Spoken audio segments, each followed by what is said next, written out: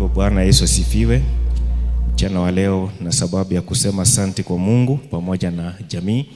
Kwa hivyo tunapoingia katika mafundisho yetu mchana wa leo, mafundisho ama topic ni kuhusu the spirit of sonship, ama ukipenda kwa Kiswahili tunaita roho ya wana.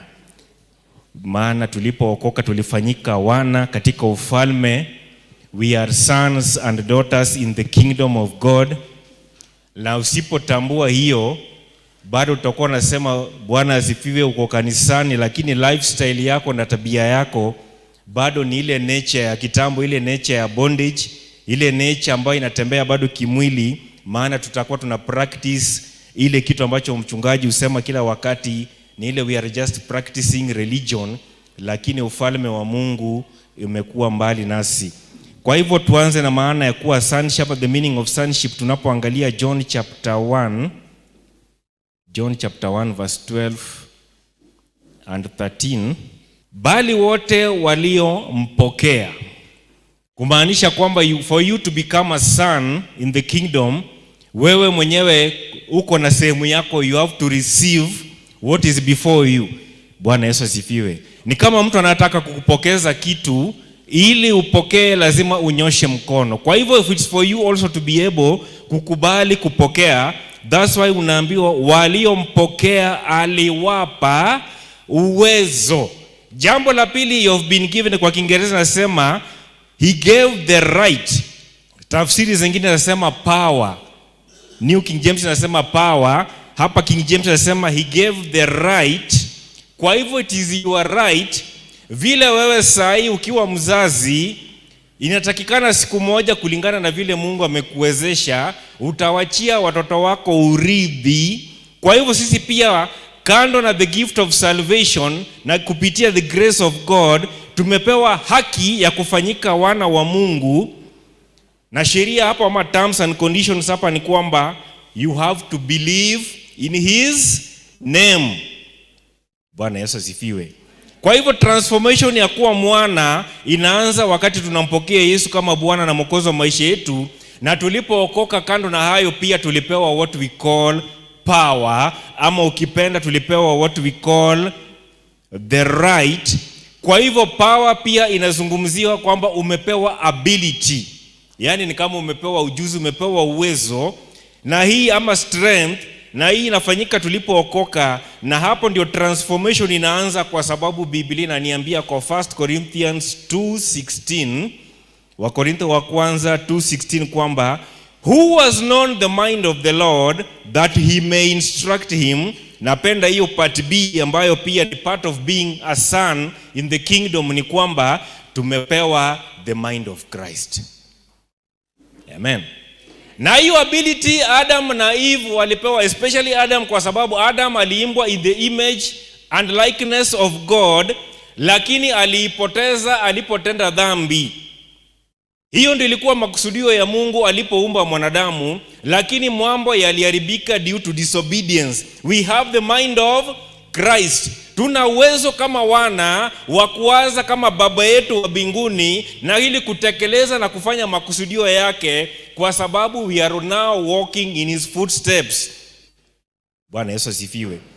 Kwa hivyo we have the mind of Christ to help us behave like Christ, maana he's our chief example, to walk in his footsteps by following his example. Lakini jambo la kusikitisha hapa ni kwamba tumeokoka, lakini kuna wale ambao Mungu atusaidie wasiwe kati yetu. Kuna wale wameokoka lakini bado tunawaita spiritual orphans.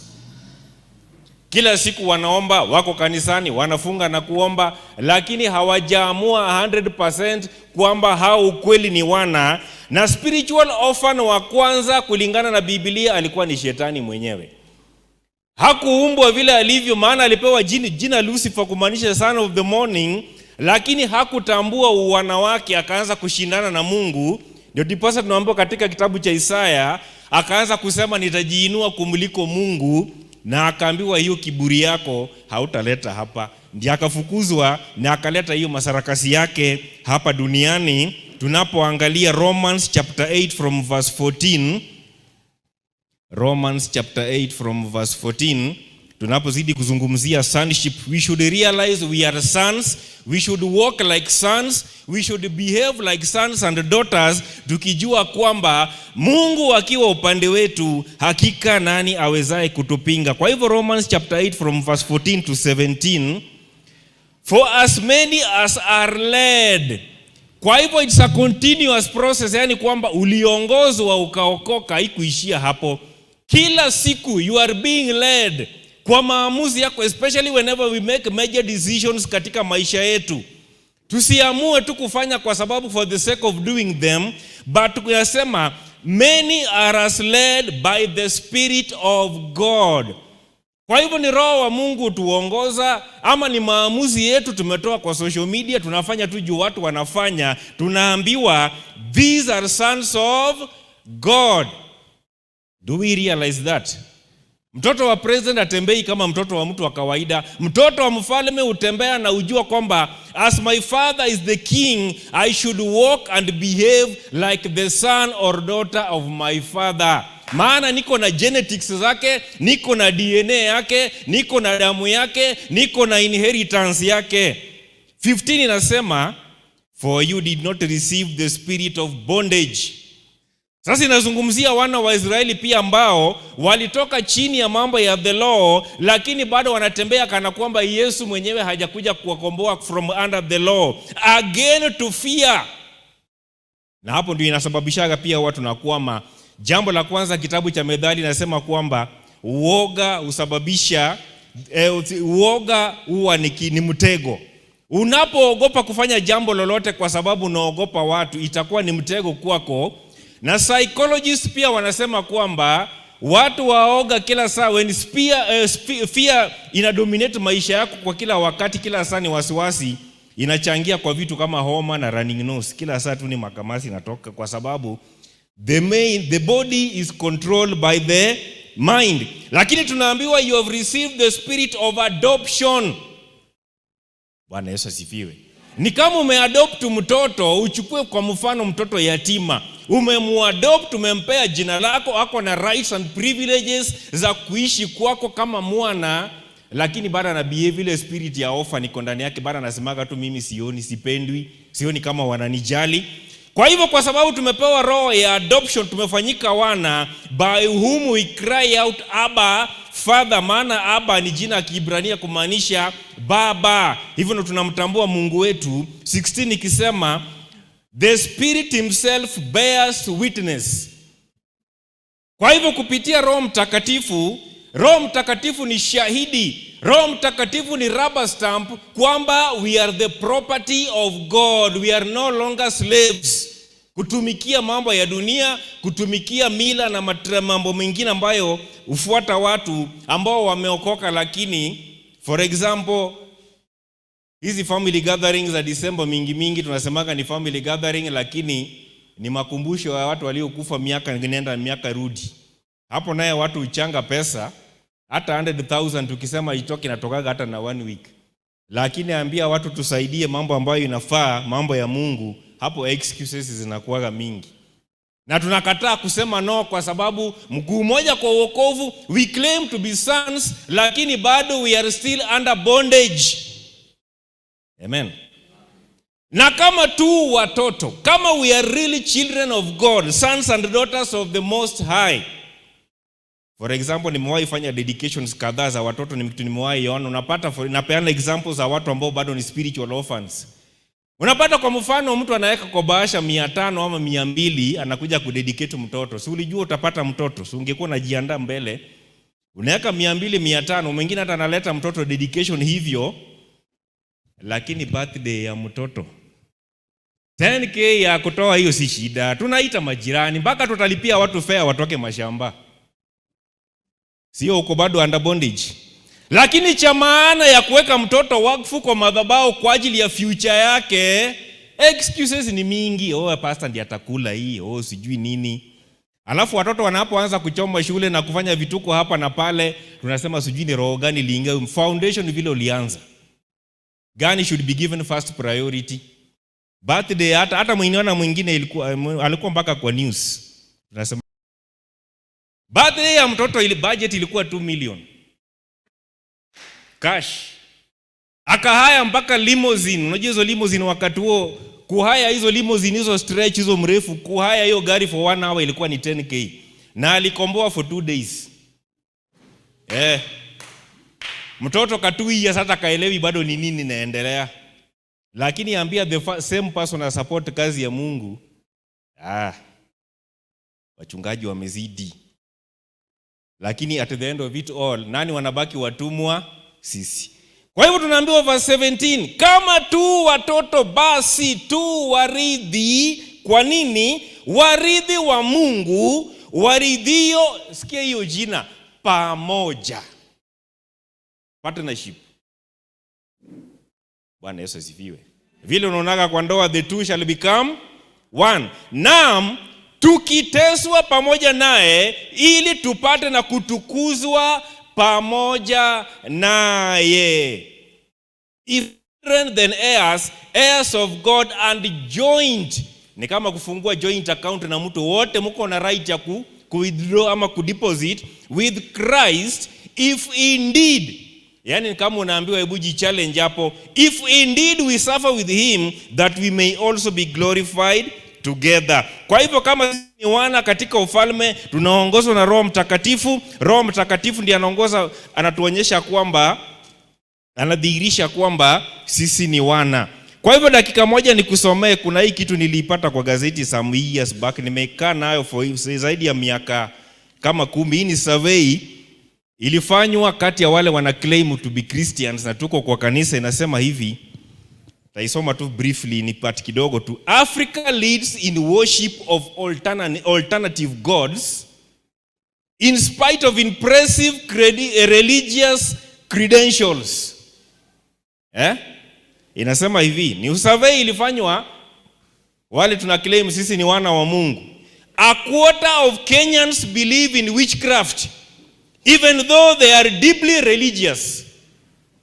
Yani tunasema sisi ni wana, lakini niko na plan B. Kama mambo ya Mungu haita work out for me, si mganga yako Karumanzira na mavibuyu zake na masarakasi zake na manyoka zake.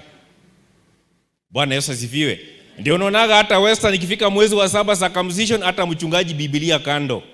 Tuzame kwa mambo ya tradition, mambo mengine we will pick up from there.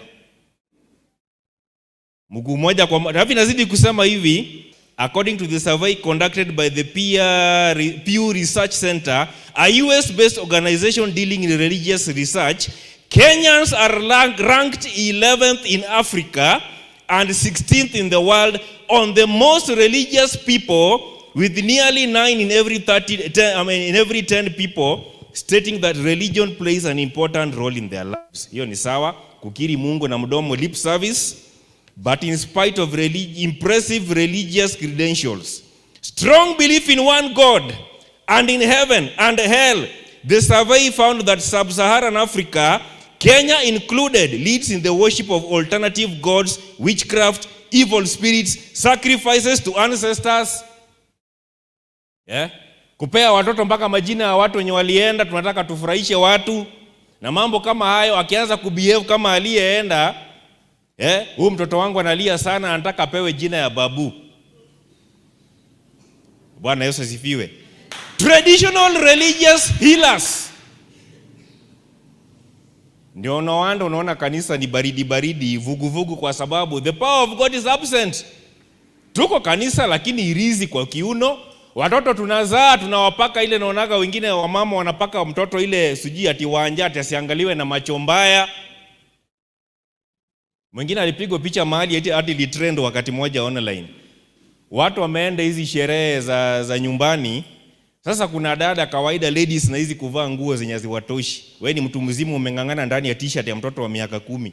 So unapata amevaa ka t-shirt kadogo na kaskati kamefika hapa, sasa si anasavu watu chai, anazunguka. So unajua kawaida ukiinama t-shirt itapanda juu.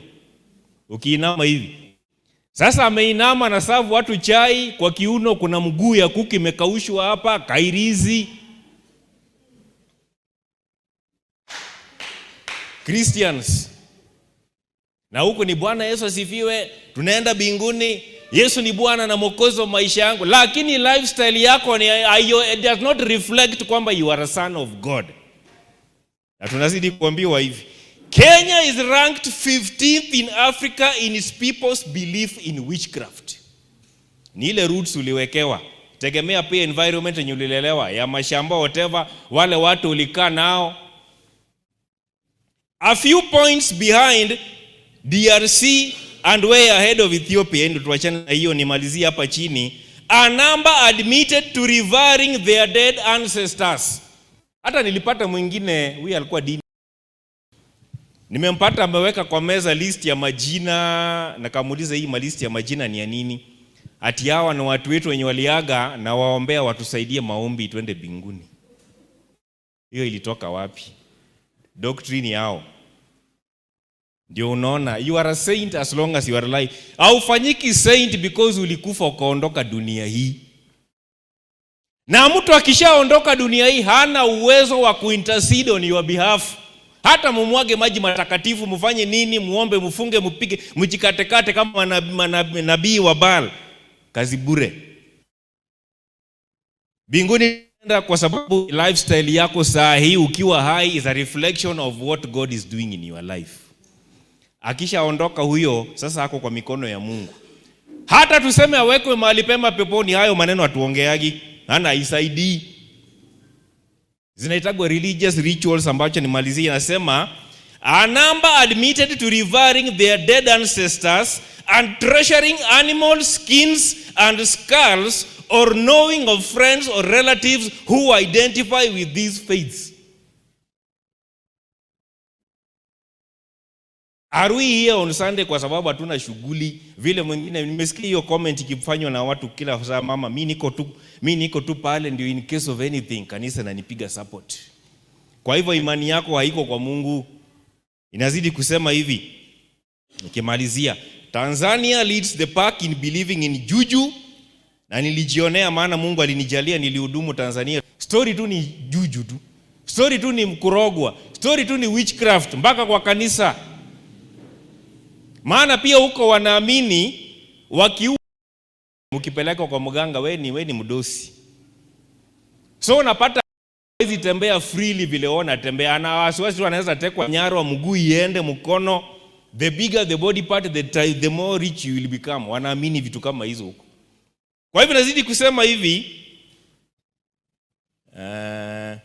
with 6 in every 10 Tanzanians confessing to sacrificing to spirits and dead ancestors. The Rwandans, according to the poll, nikimalizia, are the least superstitious people in Africa, with only 5 out of 100 people interviewed saying they believe in juju, ama mambo ya uchawi na ushirikina na mambo kama hayo.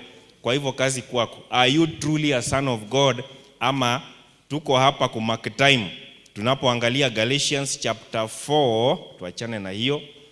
Kwa hivyo kazi kwako. Tunapeana challenge, hii ni challenge kwetu kwa wale tuna confess Christianity. Galatians chapter 4 from verse 1 inatuambia hivi, now I say that the heir. Sasa wewe mwenye unasemaga wewe ni mrithi, tunaenda mbinguni, as long as he is a child, yani maturity katika Ukristo. Watu tumekaa kanisa miaka nenda miaka rudi, hakuna mabadiliko.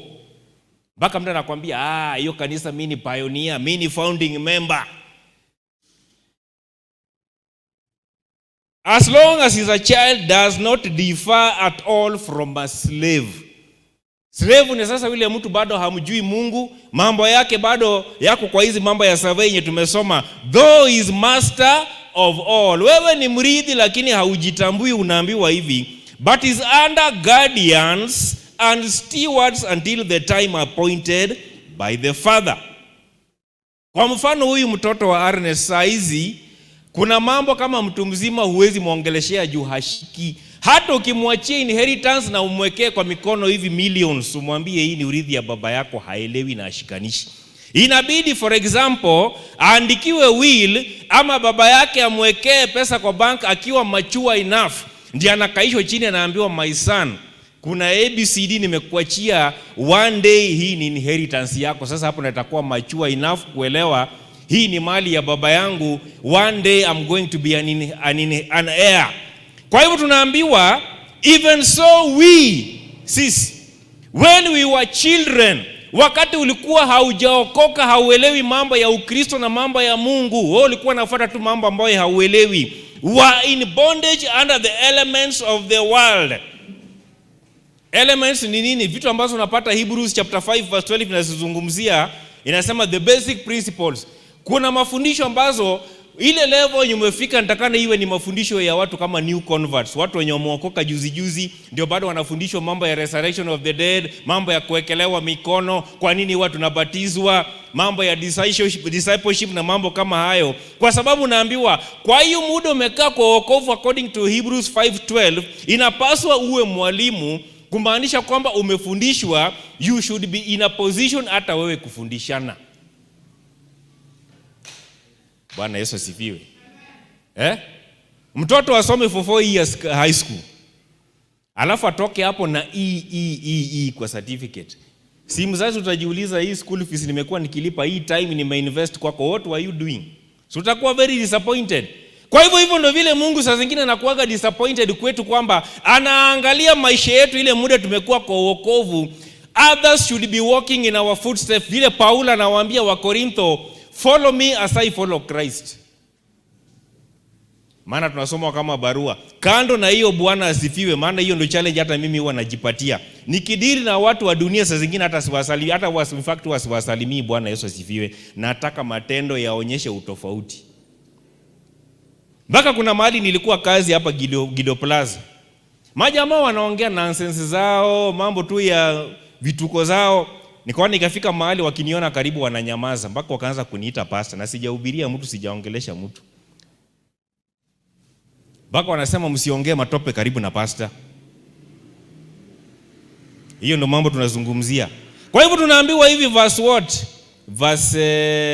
4, but when the fullness of the time had come, wakati ulipotimia Yesu mwenyewe akaja duniani, tunaambiwa God sent forth his son, born of a woman, born under the law. Alizaliwa chini ya sheria, under bondage ya hiyo mambo yote, mambo ambayo imetusumbua, ili tutoke huko. Bwana Yesu asifiwe. Kwa hivyo tunapozungumzia ni kama mtoto mwenye kuna wakati ulikuwa unafundishwa ABCD, unafundishwa hata in fact mtoto hata huafundishwi kusema baba, afundishagi kusema mama, inakujaga yenyewe polepole ulimi inapozidi kulegea as the child grows. Yale tunafundishwa ni ile ya shule ABCD 1 2 3 na mambo kama hiyo za abakada and whatever. Kwa hivyo tukiwa tunasema kweli we are sons and daughters of God, but we are still walking under the elements. We are still walking kwa mambo ya dunia, kwa mambo ya rituals, mambo ya tamaduni tunakataa. Hata mwingine alituambia mahali fulani yeye ni Mkristo, anataka apeleke mahali, lakini anaambiwa wewe leta muratina, leta ile pombe ya kienyeji. Akasema kulingana na Ukristo wangu mimi vitu kama hizo siwezi jinclude. Lakini mtu wa roho ndogo atasema wacha hakuna, kwani iko nini? Si mimi nitakunywa. Kuna vitu lazima tutetee Yesu according to lugha ya inatagwa nini? Theology. Apologetics, kwamba defending your faith. Can you truly defend your faith before watu wa dunia useme kwamba mimi kulingana na vile ninamjua Mungu na mambo ya Biblia, hapo siwezi compromise. The fear of man will prove to be a snare according to the book of Proverbs. Bwana Yesu asifiwe. Kwa hivyo Mungu alituma mwanawe atukomboe tutoke kwa hii mambo, maana baadhi ya hizi vitu tunafuata kama vile tulijifundisha a few months back ni mambo ya hidden knowledge. Mambo tulijifundisha, shetani alipatia watu knowledge ili wasimkaribie Mwenyezi Mungu, to compromise, tusifanyike wana, tuzidi kuwa under bondage. Bwana Yesu asifiwe. Hebu angalia the prodigal son vile aliongea hawa vijana wawili, Luke 15 verse 31. Kuna hao vijana wawili, huyu wote walikuwa sons in their father's house. Mmoja akaambia baba yake nipe mali yangu na akaondoka. Lakini with the time akajirudia, akarealize kwamba anafanya ujinga, akarudi kwa nyumba ya baba yake. Lakini sikia huyu mwenye alibaki pia vile anaongea kwa verse 31. Baba yake anamwambia hivi, ana complain vile aliona ndugu yake. I think you know that story, sitaki nafupisha because of time. Nataka tu kuangalia verse 31. Amerudi kwa nyumba ya baba yake, huyu ndugu yake anaumwa. Hebu imagine your own brother ama your own sister apotee, after some time akirudi kwa boma, badala umpokee unaanza kucomplain. Na baba yake anamwambia hivi tunatakana tukue tukijua kwamba when we are sons in our father's house. Akamwambia, mwanangu, hivi sasa ni sauti ya Mungu kwetu tunaosema we are sons and daughters in the kingdom. Wewe pamoja nami siku zote, na vyote nilivyo navyo ni vyako. We are heirs of our father's property. And he said to him, son, you are always with me, and all that I have is yours. So why are we behaving like slaves? Maana kwa wale ambao labda tuko hapa tumeajiri wafanyikazi, relationship kati yako na mfanyikazi yako ama employee ni commands tu. Fanya, leta, unampea instructions, full stop. Hakuna uhusiano zaidi ya hapo. Lakini mwana, mtakaa chini mdiscuss family issues, mambo mtaenda beyond. Bwana Yesu asifiwe. Hivyo ndio Mungu anataka tu relate na yeye kama kweli we are sons and daughters in his kingdom. Maana we are privileged to be in our father's business, lakini bado tuna behave kama watumwa ni kwa sababu hatujajielewa.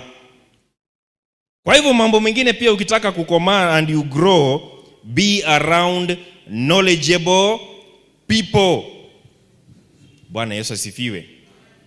Kwa hivyo wana wako under bondage, wanatawaliwa na fear, lakini wale ambao wamekuwa adopted, wamefanyika wana, wanaongozwa na Roho Mtakatifu. Kwa hivyo msimamo wake ndio huo inaongoza mambo mingi kufanyika. Akisema no, hiyo haita, maana anatangaza msimamo. Mpaka huyu ananungunika anasema sijui nini, but at the end of the day huyu akishasema no, tangaza msimamo wako uonekane kwamba you are a son and a daughter in the kingdom of God. Bwana Yesu asifiwe. Kwa hivyo tukiendelea hapo tunapo bado tukiangalia bado tukiwa kwa ile mambo ya Galatians chapter 4 from verse 1 and 7, unapata kwamba mtu ambaye pia bado aka under bondage, hii pia ni psychology kidogo, unakuwaga tu kila wakati unahisi kwamba tu hupendwi. You are never satisfied. Haupendwi, haustahili. Kwanza unapataka mtu kama huyu ako na issues mpaka na Mungu. Mungu, kama unanijali, kama unakuaga, mbona hujanijibu maombi? Na kategori hiyo kuna wale wanajiitaga atheist. Hawa watu ukianza kuchambua nao Biblia mtabishana, wanajua everything. Lakini at one point in their life, kwa sababu Mungu hakuwaonekania in a given area, wanasemaga there is no God. Hata wengine niliona wakifanyiwa interview kwa TV. Jamaa ni preacher kabisa, anaelewa maandiko, lakini ana reject mambo ya Mungu na Biblia. Ni kwa sababu matarajio yake kuhusu Mungu na mbinguni sio kwamba kulingana na vile anavyotaka. Kwa hivyo nikisema I am a son or a daughter in the kingdom, but I feel unloved, I feel unworthy, na inaonekanaga saa zingine hata in the way we pray. Ukiomba na unasemaga I am unworthy and you are a son in the kingdom. Sasa hiyo ni maombi gani? Maombi ya doubt. I am not worthy. Hiyo mentality ya kila saa una feel kwamba I am a victim. Mpaka unaanza kujilinganisha na watu. Mungu, kama unakuaga, mbona maisha ya nani imeendelea sana na hata hajaokoka, unaanza kujikompea. Na ukianza hivyo mpendwa, utabackslide kesho. Kanisa utawacha. Mungu sistahili, Mungu sifai, Mungu ona, complaints kila wakati. Hiyo victim ya kuwa victim mentality ndio ile ya wana wa Israeli. Wamepewa the promised land, wakonga waingie ndani, lakini wakaona wale majamaa vile ni warefu, wakaanza ku excuse ati hiyo inchi na meza watu. Kama ingekuwa na meza watu, kingekuwa na mtu huko. Mpaka Joshua na Caleb wakiambiwa tumepewa, tutakonga, si ni Mungu amesema, wanataka kupiga hao majamaa mawe. Na hiyo ndio pia ilifanya hawakuingia the promised land. Wakaambiwa for each day enye mlilungunika na mkafanya hiyo ujinga itakuwa ni 40 years. Na hakuna mtu above 20 aliingia Canaan according to the book of Numbers kwa sababu ya roho. Hao ni wana. Signs and wonders and miracles zilizofanyika Misri ilikuwa ni kwa sababu yao, lakini kwa sababu hawakuamini haya yote waliambiwa poleni. Bwana Yesu asifiwe. Ambu napata mtu anaomba akisemaga Mungu ukipenda, Mungu if you are willing. tuondoke huko. Kwa hivyo it's a feeling of rejection. Mtu anapotawaliwa na spirit of rejection, hiyo ni roots ambayo inamtawala from the past. Sasa umeokoka, umefanyika mwana, lakini the past bado inakushika mguu vile Jacob alishika ndugu yake mguu na mwambia hakuna mahali unaenda. Na in fact hiyo ninafanyaga watu wengi hawaokoki vizuri, mindset. Nimeokoka lakini mindset yangu bado ni ile the past, kama mke wa Lutu. Nimetoka Sodom na Gomora lakini bado nasema haki woi, tumetoka huko na vile kulikuwa ni kuzuri. Hata stories nyingine unapataga mtu anapiga, haki kabla niokoke, haki maisha ilikuwa hata kushinda saa hii. Saa hii hata vile nikizidi kuomba unapataga mambo ndio yananiinukia. Childhood experiences. Unajua wengine tulilelewa na wazazi ambapo hakuna mzazi anakuzungumzia kitu positive. Unaambiwa tu wewe ni mjinga, hakuna mahali utaenda, wewe hakuna kitu unajua, ona vile unaangukaga tu mtihani. Hiyo mindset umewahi kaa counseling na watu ambao ni mtu mzima ako mpaka na watoto na ndevu na mama. Lakini akaanza kureflect na yale mambo alipitia akiwa mtoto vile alikuwa anatandikwa mpaka akikojolea kitanda, ni machozi anamwaga. Kwa hivyo haya mambo yote experiences katika mikono ya guardians, parents, walimu, hata friends. Hizi vitu zina form roots ambapo unapookoka usipo renew your mind vile Pastor Richard huwa anasema kila wakati. Tunasemaga tu tumeokoka lakini your life is not a reflection of Christianity. Maana haya yote experiences zetu ambazo tulipitia tulipokuwa wadogo yana affect mpaka vile tuna relate na Mungu. Bwana Yesu asifiwe. Ninafanya hata wengine, hata ukioa umeolewa, uko tuna poor relationship na watu, wewe hauna long lasting friendship. Huwezi kaa na rafiki kwa sababu you are still an orphan, kwa sababu mentality yako inafanya kwamba you are barren, huwezi mzalia Mungu matunda mazuri, kwa sababu hata unaporekebishwa, ukitaka kujua mtu mwenye bado ako under bondage, mtu kama huyu pia ukimrekebisha mnakosana forever. Umwambie tu naomba, si tungefanya hivi na hata akikubali na kubali shingo upande juu kwa sababu hiyo suggestion iko kwa yake, mtakosana na kila akikuona hataki anafanya flashback. Na Proverbs chapter 12 verse 1 inatuambia nini? Asiyependa kurekebishwa ni mjinga, sio maneno yangu. He who hates correction is stupid. Stupid ni kwamba you lack knowledge, you are ignorant and you will never grow. Hutawahi komaa ukuwe a son in the kingdom kwa sababu uko na ile mentality ya kwamba I am always a victim. Nimeonewa, sipendwi, watu hawanipendi, kanisa hawa appreciate my efforts, hata waonagi ile kazi ninafanya. Hiyo ni mentality ya slave in the kingdom of God. Na watu wao wanakuazika haraka, mrekebishe tu kidogo, mwambie tu dada, hiyo ingui, hiyo dress si appropriate. Huyu ameenda. Hata atakuwa anaangalia simu yako anasema potelea mbali. How do we grow without correction? How do we grow without mentorship? How do we grow without instructions? Yote inaanza na kitu kinaitwa attitude. Hakuna mtu ataniambia vile nitafanya. Hata mimi najua. Bwana Yesu asifiwe. Inability to have lasting relationships ina affect mpaka, for example, kuna mama alikuwa anafanya ujinga. Huyu mama, she's a single mother. Huyu mama hata huwa anabadilisha nguo vile pastor wetu huwa anasema. Anabadilisha nguo hata anakaa almost naked mbele ya mtoto wa 12 years kijana. Na brag kwa marafiki zake, si mimi ndio nimemzaa, kwani nini ajui? Akiambia bwana usunaroga mtoto, hii ni ujinga unafanya, kwani mtoto nini ajui? Sasa anakosana na kila mtu kwa sababu kwake anaona hii ndio freedom. Utabadilisha aje nguo na uvae mbele? Mpaka ndiko na mtoto mwingine shule, kuna mwalimu wake wa darasa. Unajua kuna vitu wa mama huwa wana notice kwa watoto wasichana wenyewe, zingine hata wanaume tuna shughuli. Huyu mwalimu akanotice kwamba huyu mtoto huwa havai nguo za ndani. Mtoto tu mkubwa sijui grade 6 huko. Sasa akamuita tu kando akamuongelesha, kwa nini unavaga hivi? Akasema nini? Hata mama huwa havai.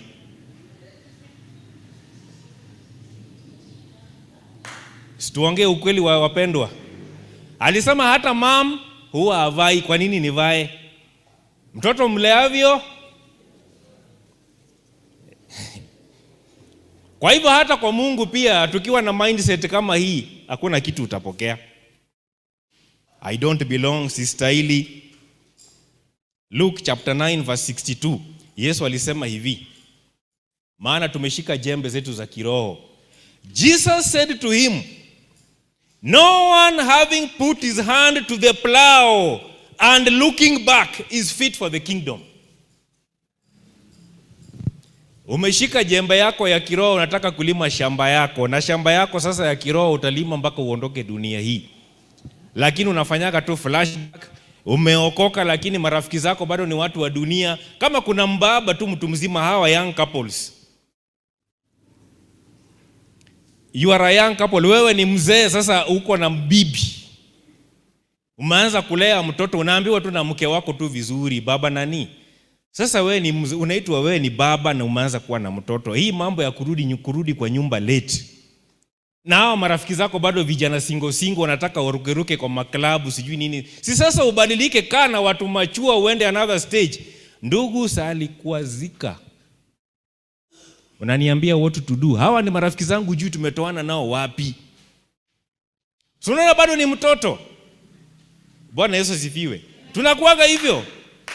No one having put his hand to the plow. Tunalima shamba yetu ya kiroho na hakuna flashbacks, hakuna kusemaga I wish I knew. Looking back, kama mke wa Lutu, is fit for the kingdom. Kwa hivyo your spiritual plow ama shamba is cultivated by focusing on Jesus Christ alone. Bwana Yesu asifiwe. Na usipochunga, the past will come to haunt you. Do you know that? Past inakujaga na kuuma vizuri. Sikia vile Yesu alisema hapa. Kuna jambo Yesu alisema kwa Matthew chapter 12. Matthew 12:43 to 45. Matthew 12:43 to 45. Na ujue kwamba unapoamua kuokoka sasa ndio mapepo ama wale zile maroho ambazo zilitoka ndani yako kwa sababu you are a different person, zinasemaga anataka kurudi kwangu. Pepo mchafu amtokapo mtu, hapo unapofanyiwa deliverance, you are now a son in the kingdom. Hupitia mahali pasipo maji, akitafuta mahali pa kupumzika asipate. Ndio unaonaga mapepo zinatakaga watu. Hazipendi sana wanyama kwa sababu wanyama they are not intelligent enough. Lakini zinajua kwamba nikiingia ndani ya mtu nitammanipulate, atakuja kuwa hata agent wa shetani kwa kanisa, atafanya vile ninataka, halafu husema nitarudi nyumbani kwangu. Kataa kuwa nyumba ya pepo. Tulitoka huko. Tulitoka Misri, tumeingia Kana, tunaambiwa nitarudi nyumbani kwangu nilikotoka.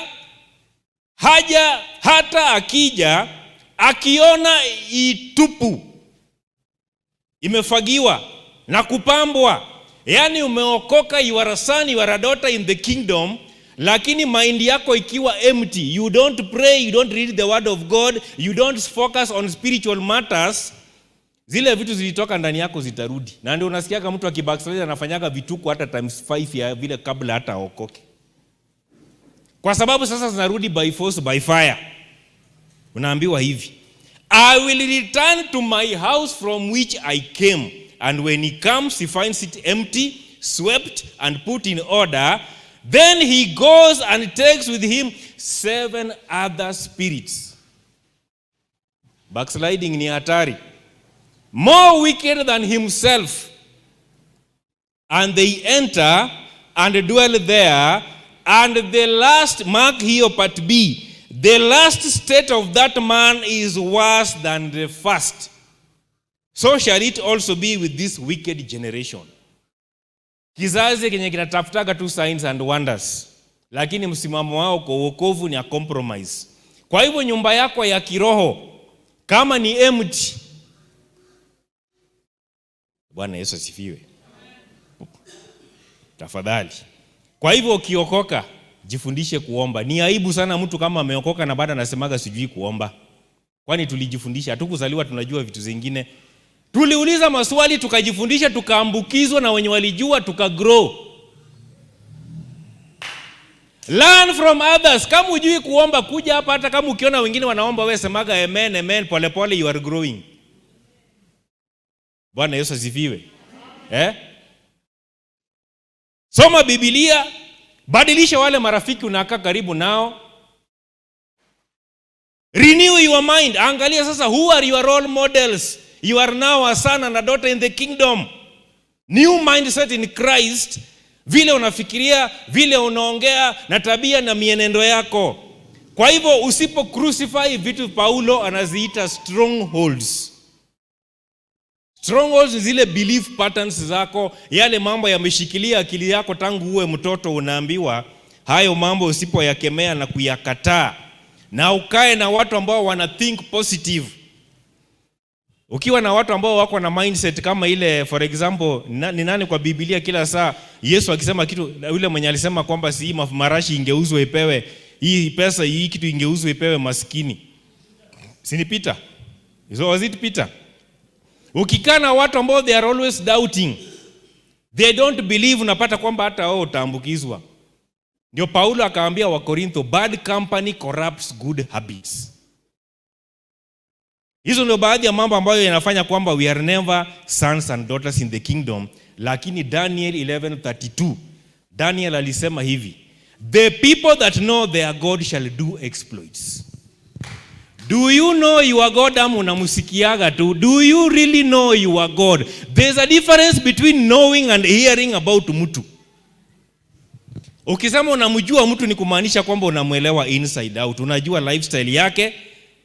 Mke wangu akisema ananijua, anajua tabia zangu, kama kweli nimeokoka kama sijaokoka, anajua napendaga colors gani, napenda chakula gani, masaa yangu, anajua everything to do with my life. Huyo ni mtu ananijua.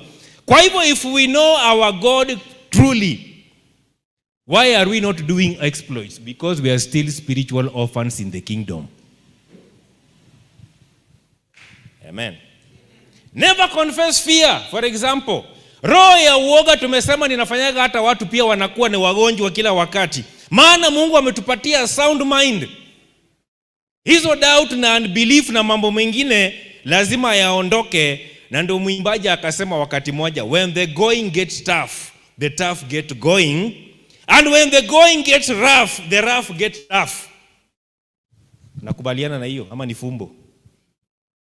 When the going gets tough, the tough get going, and when the going gets rough, the rough get tough. Tunapoangalia Colossians chapter 3, kama tunamalizia hapo, maana muda, wakati mambo ni tamu vile tu mtu alisema ukiwa hapa mbele time huwa ina rush, ni kama time moves so fast, na hii ni nini ndefu.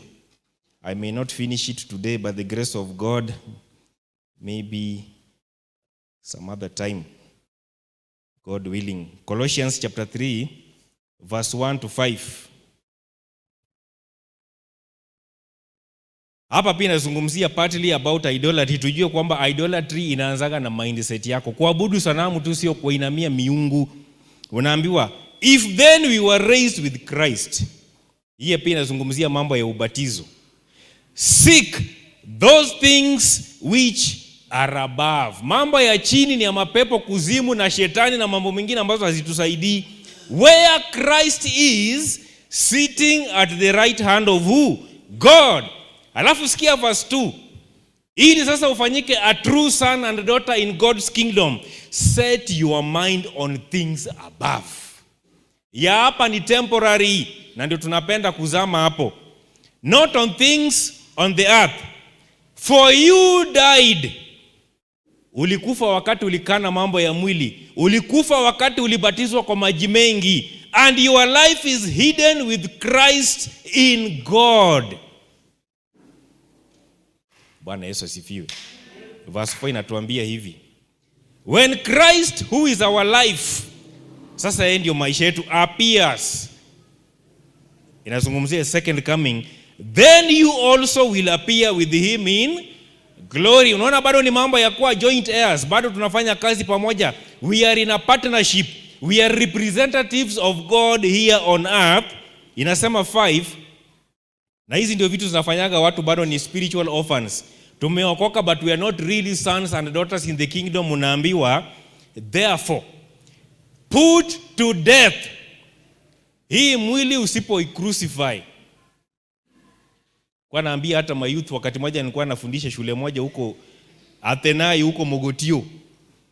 Usipo-crucify your sexual organs, kutoziruhusu zikurule, instead of thinking with your brain you are being ruled by your waist, nikawaambia hivi, therefore put to death your members.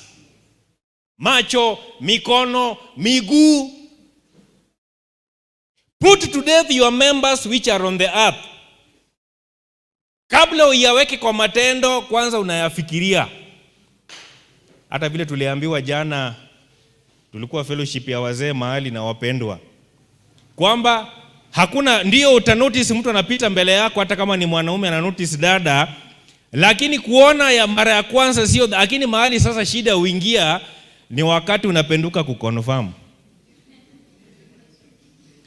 Sasa unapopenduka kuconfirm ndio mawazo yanaanza, hey, what if. Maana huwezi avoid kuangalia, si macho haina pazia. Utakutana na watu, hii dunia iko na clowns wa kila aina. Utakutana nao mbele, lakini tufundishe macho yetu kufocus mbele. Lakini unapopenduka useme let me confirm one last time, hapo ndio sasa shida inaanzia. Hapo ndio inaitwa fornication, uncleanliness, mawazo machafu, an evil mind, passion, evil desires, covetousness, which is idolatry. Kwa hivyo usiseme tu Muhindi na anakuaga na idols. Sisi wenyewe kuna watu wako na idols kupitia mindset zao. Zile vitu unafikiriaga kutoka asubuhi hadi jioni. Na tunaambiwa because of these things the wrath of God is coming upon the sons of disobedience. Mungu atusaidie tusiwe sons of ama daughters of disobedience, bali tuwe sons and daughters in the kingdom. Kwa hivyo it's all about your attitude. Nafsi yako ama attitude sasa ndio Biblia inaziita. Unajua attitude ni jina ya psychology, lakini kwa Biblia inaitwa nafsi ama your soul. The way you behave, the state of your mind yako towards maisha kupitia yani kwa watu wengine, ama attitude yako towards Mungu. Bwana Yesu asifiwe sana. Na haya mambo yanachangiwa vile tumesema, kuna mambo tumerithi kutoka kwa wazazi, lakini tukiokoka lazima yaondoke. Environment, exposure, vile tulilelewa, cultures, traditions na hii takataka yote, wale role models uliwafuata ulipokuwa mtoto na wengine tumewakwamia mpaka saa hii. Hayo tusipoyabadilisha, if we are not transformed by the renewing of our minds, we will never be Christ-like. Bado hatutatembea katika nyayo za Kristo. Si Mungu atusaidie kwamba tukue kama alikuwa ni Peter tu, yeye ameenda tu kuota moto aone nini itamfanyikia Yesu. Kasichana kanakuja, na si wewe pia ulikuwa na Yesu. Hakusema hapo Bwana Yesu sifiwe. Hakuhubiri, hakukuwa na Biblia, hata Biblia iko imeandikwa. Ni nini ilimuuza? Attitude yake. What is your attitude towards the things of God? Bwana Yesu asifiwe. Bwana asifiwe sana. Kwa hivyo kuna kitu mimi huwa naita attitude checklist. Napomalizia hapo maana muda umekataa. Kuna kitu kama unaandika inaitwa attitude checklist. Ikusaidie uangalie your attitudes towards people. Tunapoangalia Proverbs 4:23, I think we all know it. Out of inaitwa from the issues za maisha zinaanzia hapo. Proverbs 4:23.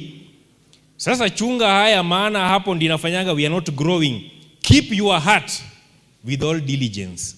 Biblia ikizungumzia heart, we are not speaking about your physical heart yenye na beat. Ukishika kifua yako upande ya left, si unasikia kuna mdundo hapo? We are speaking about your emotions, your intellect, your imaginations. Vijana wanaziitaka ma feelings. Vile ile mambo yote inatawala, whatever dominates your mind. Hiyo ndio flash disk yako. Si kwa ufa tunaweka flash disk. Sasa flash disk yako ni hii, tulifundishwa kwa biology hapa nyuma, inaitwa medulla oblongata. Ile vitu inatawala hapa mpaka inaweka memories. Mpaka memories ya wakati ulikuwa mtoto wa 3 years. Mpaka saa hii hizo memories ziko. Hizo vitu ukiwacha zikushike hivi, utakuwa hata unaanza kuomba, unaanza flashback. Si mama yangu alisemaga mimi ni bure nikiwa class 2.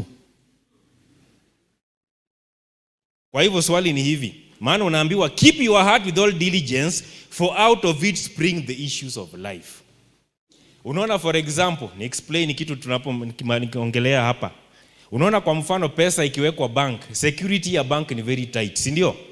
Si kuna alarm, hata kuna watu maboma zao wale matajiri, boma kuna electric fence, kuna umbwa, kuna ile video call, kuna sijui nini. Tunachunga mali na hiyo high security. Lakini kuna kitu huwa tuweki security, and is the most important. Kama tungekuwa tunachunga our minds vile tunachunga pesa ya bank, baka inaeskotiwa na maaskari, bunduki zimekuwa cocked. Kama tungekuwa tunachunga hapa, tungekuwa mbali. Maana vita yetu na shetani inaanzia inaitwa hapa, the battle of the mind. Battlefield ni hapa.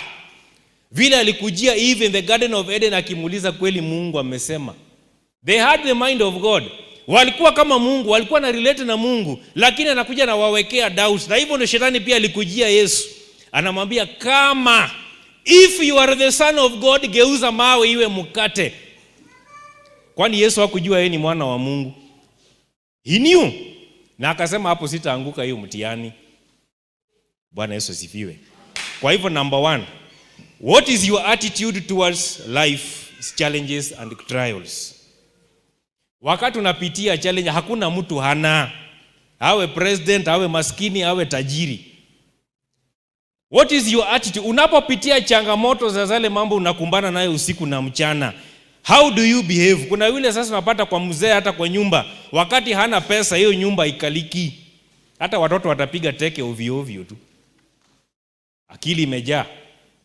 Mama naye akiona naye sukuma wiki imezidi hajakula nyama mwezi mzima, sasa ni makelele.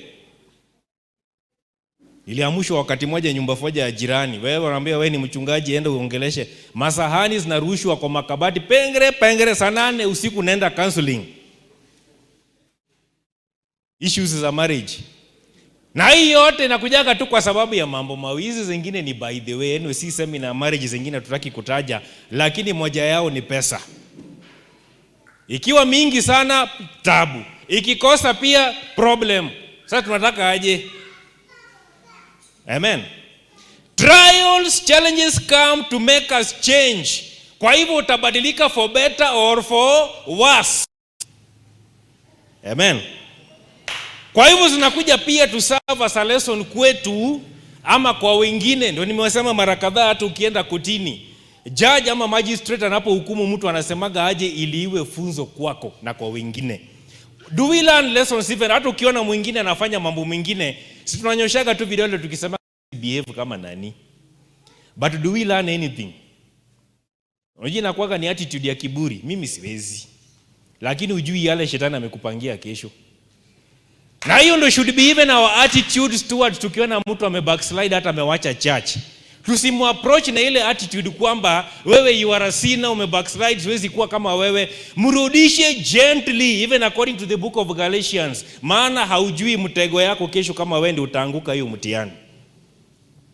Bwana Yesu asifiwe. Kwa hivyo haya mambo yote huja to increase our value to God as vessels, according to 1 Peter 1:6. 1 Peter chapter 1 verse 6. Kaachia hapo due to muda umekataa. In this you greatly rejoice. Those of you kama nani atafurahia mpaka kuja kwa hiyo ushuhuda kwa yale anapitia. Though now for a little while, if need be, you have been grieved by various trials. Alafu sikia hiyo part nasema hiyo ya mwisho, that the genuineness of your faith. The genuineness of your what? Imani yetu huwa inajaribiwa. Wakati mtu anaimba, wasikia waimbaji wao wanaimba, unapata for example mtu anasema mimi hata niliwe liwalo mimi siwezi kumwacha Mungu. Kulingana na vile umetamka, kulingana na vile umesema, mtihani inakuja to prove what you say with your mouth. Mimi sijaona jambo la kufanya nione backslide. Hiyo wiki. Kuna jambo litakuja mbele yako ambalo usipochunga utaanguka mtihani. Your faith is being proved. Your faith is passing through fire, being much more precious than gold that perishes. Gold ni ya maana lakini ni ya muda. Unaambiwa though it is tested by fire. Si gold upitia moto. Ukiletewa gold ile crude, ile gold itakuwa refined, itapitia moto, hata utaona ni mchafu, hata utashughulika nayo. Ili itwe gold, hii kitu imechemshwa kwa temperature of 1000 degrees. Inayeyusha uchafu na takataka na kila kitu. Inabaki yellow, ile yellow nini sasa unapata kwamba unaona sasa kuna watu hata wao wanahifadhi pesa yao in the form of gold. Unajua gold value yake ni ndani kipanda, ninakubalika in any form of currency. Lakini hapa tunaambiwa hiyo faith yako, maana it's all about science as we wind up, that your faith may be found to praise, not only praise. Unajua praise and thanksgiving zinapelekanaga. Kwa hiyo kando na praise na kurudisha asante, unaambiwa can your faith even honor God and glory at the revelation of Jesus Christ.